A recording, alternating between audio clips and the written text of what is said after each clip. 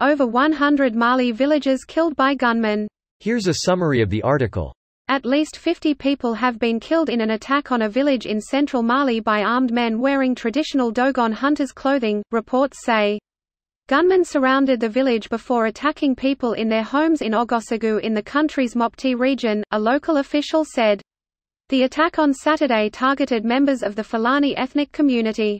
The victims of Saturday's deadly attack were killed with guns and machetes, a local security official told AFP news agency. The mayor of the neighboring village of Wenkoro, Cheikh Haruna Sankari, described the attack as a massacre. The Fulanis claim that Mali's military has armed the hunters to attack them. On Friday, a Mali-based al-Qaeda affiliate said it had carried out an attack last week on a military base that left more than 20 soldiers dead. The group said it was in response to violence against Fulani herdsmen. This post received a score of 17,845, with an upvote ratio of 97%. Here are the top comments in response to this article. It's sad that this will not be big news to many. Loss of life is always something to at very least acknowledge. I can't imagine this was at all painless. I'm surprised that there is so little news about the 10,000 people in Mozambique who need to be rescued and 700 found dead so far, with the number going up. For whatever reason, it's just not main news, although they need help and attention. What is happening there? Cyclone Idai. Here are images of the events. Here are some ways to help. I'm really drunk and just donated $100, hope it helps. Bless your drunk soul, folded hands. Can someone ELI5 who the bad guy is here? The first part of the article seemed to imply this was for some kind of ethnic cleansing against Mali, the middle part explicitly stated that Mali has al-Qaeda in it, and the last part said al-Qaeda attacked the Dogon recently in response to more Mali conflict. This appears to be very confusing, and I feel like I'm being pulled in a couple different directions. Edit 2, guys, I'm fully aware you can't split up such a complex issue into bad guys and good guys.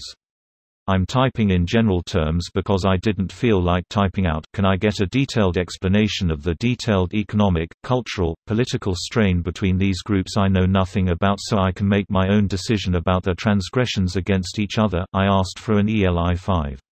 There's a religious, ethnic, economic conflict that's going on in Nigeria for a while. And #X200B. Muslim Fulanis murdered a bunch of Christians over recent months. And #X200B. Opening square bracket. And #X200B. This was likely a reprisal attack. It's been a back and forth for a while, so it's not as simple as calling it a reprisal, and also not as simple as Muslims vs Christians. It's basically a territorial dispute between herdsmen, who are mainly Muslim, and farmers, who are mainly Christian. There have been killings by both sides. For example, in addition to what you link, there are reports of approximately 130 Muslim Fulani being massacred in February. It's a cycle of violence. It's what happens when you don't have a functioning state in the area. People have to band together to take matters into their own hands, and this type of situation is the end result. No, silly, healthy economics is the end result of the government not acting and the people taking matters into their own hands. Trust me, I know, the libertarians told me so. If anyone couldn't work it out.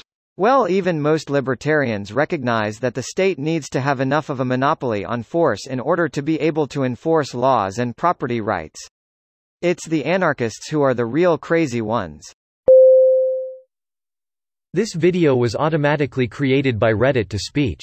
The article and comments in this video were selected from Reddit according to their upvotes, and any paraphrasing was performed by smmry.com, without any human intervention.